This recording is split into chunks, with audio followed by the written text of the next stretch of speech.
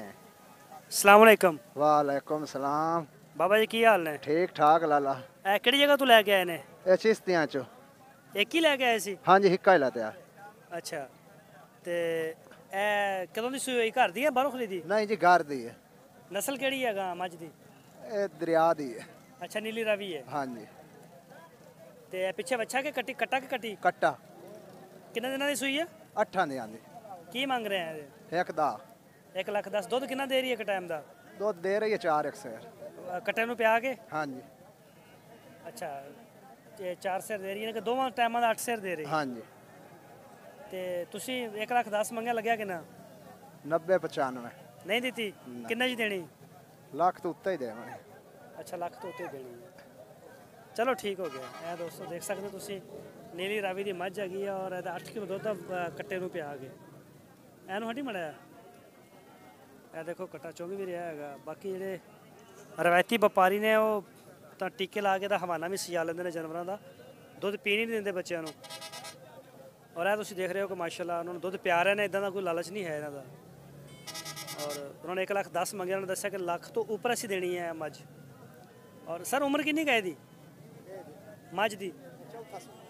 ਹਾਂ ਚੌਥੇ ਸੂਬੇ ਦੇ ਵਿੱਚ ਮੱਝ ਹੈ ਇਹ ਦੋਸਤੋ ਦੇਖ ਸਕਦੇ ਤੁਸੀਂ। ਲੇਕਿਨ ਇਹ ਕੀ ਜਾਨਵਰ ਲੈ ਕੇ ਆਏ ਨੇ ਘਰ ਚੋਂ ਤੇ ਇਹਨਾਂ ਦਾ ਇਸੇ ਨੰਬਰ ਨਹੀਂ ਦੇ ਰਿਹਾ ਕਿ ਇਹ ਅਗਰ ਸੇਲ ਹੋ ਗਈ ਤਾਂ ਫਿਰ ਦੁਬਾਰਾ ਕਿਸੇ ਦੋਸਤ ਨੂੰ ਮਿਲੇਗੀ ਨਹੀਂ।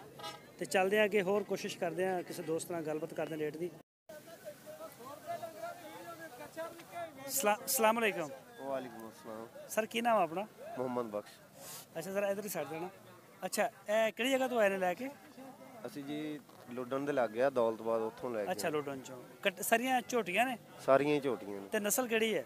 ਨਸਲ ਨੀਲੀ ਬਾਰ ਦੀ। ਨੀਲੀ ਰਾਵੀ। ਅੱਛਾ ਤੇ ਇਹ ਸਰ ਕੀ ਇਹਨਾਂ ਦਾ ਮੰਗ ਰਹੇ ਹੋ? ਆਹ ਜਿਹੜੀ ਖੜੀ ਹੈ ਸਭ ਤੋਂ ਪਹਿਲੀ ਇਹਦਾ ਕੀ ਮੰਗ ਰਹੇ ਹੋ? ਇਹਦਾ 95,000 ਰੁਪਏ। ਅੱਛਾ ਕਿੰਨੀਆਂ ਲੈ ਕੇ ਕਿੰਨੀਆਂ ਆਏ ਸੀ? ਅਸੀਂ 12 ਨਗਰ ਲੈ ਕੇ। ਤੇ ਕਿੰਨੇ ਵੇਚ ਗਏ? 2 ਡੰਗਰ ਵਿਕੇ ਹਲੇ। ਮੰਡੀ ਠੰਡੀ ਅੱਜ? ਹਾਂ ਮੰਡੀ। ਪਕੜਨਾ ਜ਼ਰਾ। ਅੱਛਾ ਤੇ ਇਹਦਾ ਕਿੰਨਾ ਲੱਗਿਆ ਇਹਦਾ? ਇਹਦਾ 80 82 ਲੱਗਦਾ। 80 82। ਤੁਹਾਡੇ ਕੋਲ ਹਰ ਵਕਤ ਮਿਲ ਸਕਦੇ ਜਾਨਵਰ ਨੀਲੀ ਰਾਵੀ ਦੇ? ਹਾਂਜੀ ਮਿਲ ਸਕਦੇ। ਨਜ਼ਦੀਕ ਕਰਕੇ ਬੋਲੋ। ਨੰਬਰ ਦੇਣਾ ਚਾਹੁੰਦੇ ਹੋ? ਹਾਂਜੀ। ਕਿ ਤੁਹਾਨੂੰ ਕੋਈ ਫੋਨ ਕਰਕੇ ਮਾਲ ਲੈਣਾ ਚਾਹਵੇ ਤੇ ਬੋਲੋ ਨੰਬਰ ਆਪਣਾ। 0301 ਹਾਂਜੀ 44 21 ਹਾਂਜੀ 582। ਸਹੀ। ਤੇ ਇਸ ਤੋਂ ਛੋਟੀਆਂ ਵੱਡੀਆਂ ਵੀ ਹੁੰਦੀਆਂ ਨੇ ਜਾਂ ਇਹ ਸਾਈਜ਼ ਰੱਖਦੇ ਆ? ਨਹੀਂ ਡਿਫਰੈਂਟ ਹੁੰਦੀਆਂ ਨੇ ਰੇਟ 'ਚ ਵੀ ਹਾਂ ਕੱਦ 'ਚ ਵੀ। ਛੋਟੀ ਵੱਡੀ ਹੁੰਦੀ ਰਹਿੰਦੀ ਯਾਨੀ ਕਿ ਮਾਲ ਮਿਲ ਸਕਦਾ। ਹਾਂਜੀ ਸਹੀ। ਚਲੋ ਠੀਕ ਹੋ ਗਿਆ ਸਰ ਕਰੋ ਕੰਮ। ਦੋਸਤੋ ਤੁਸੀਂ ਦੇਖ ਰਹੇ ਹੋ ਕਿ ਹਰ ਜਾਨਵਰ ਦਾ ਰੇਟ ਅਲੱਗ। ਹਰ ਜਾਨਵਰ ਦਾ ਰੇਟ ਨਹੀਂ ਦੱਸ ਸਕਦੇ ਉਹ ਲੇਕਿਨ ਇੱਕ ਆਈਡੀਆ ਹੋ ਜਾਂਦਾ ਮੰਡੀ ਦਾ। ਔਰ ਮੈਂ ਤੁਹਾਨੂੰ ਤਸੱਲੀ ਨਾਲ ਦਿਖਾਣਾ ਜ਼ਰਾ ਬਿਜ਼ੀ ਨੇ ਔਰ ਤਕਰੀਬਨ ਅਗਰ ਕੋਈ 12 ਜਾਨਵਰ ਲੈ ਕੇ ਆਉਂਦਾ ਤਾਂ 5 ਬੰਦੇ ਹੁੰਦੇ ਨੇ ਨਾਲ ਔਰ ਉਹ ਸਿਰਫ ਜ਼ਰਾ ਮਸਰੂਫ ਹੁੰਦੇ ਨੇ। ਇਹ ਦੇਖ ਸਕਦੇ ਹੋ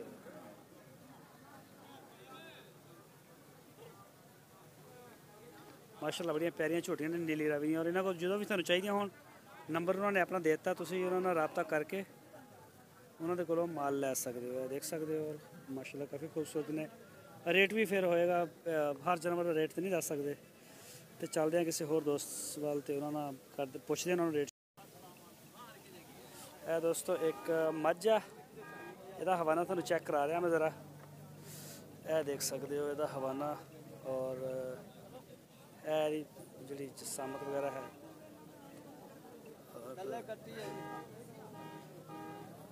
अस्सलाम वालेकुम। वालेकुम सलाम। भाई की नाम है अपना? मोहम्मद यार।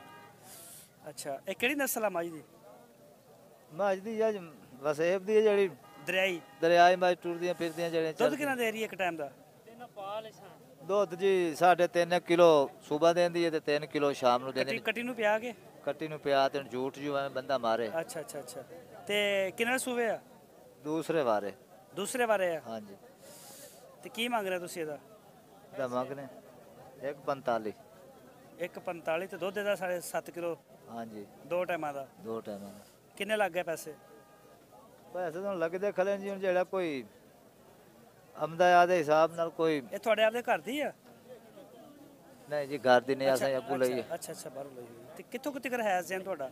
ਜੀ ਕਿੱਥੋਂ ਜ਼ੇਨ ਕਿੰਨਾ ਕੁ ਹੈਗਾ? ਕਿੱਥੇ ਕਿੱਥੇ ਕਰ ਦੇ ਦਾਂਗੇ? ਦੇ ਦੀ ਸਾਂਝ ਜਿੱਥੇ ਹੁਣ ਵਿੱਕੀ। ਸਹੀ। ਠੀਕ ਹੋ ਗਿਆ ਦੋਸਤੋ, ਤੁਸੀਂ ਦੇਖੀ ਔਰ ਗੱਲਬਾਤ ਸੁਣੀ ਉਹਨਾਂ ਦੀ। 145 ਮੰਗ ਰਹੇ ਨੇ ਇਹਦਾ, ਤੇ ਚੱਲਦੇ ਹਾਂ ਅੱਗੇ ਕਿਸੇ ਹੋਰ ਜਗ੍ਹਾ ਤੇ।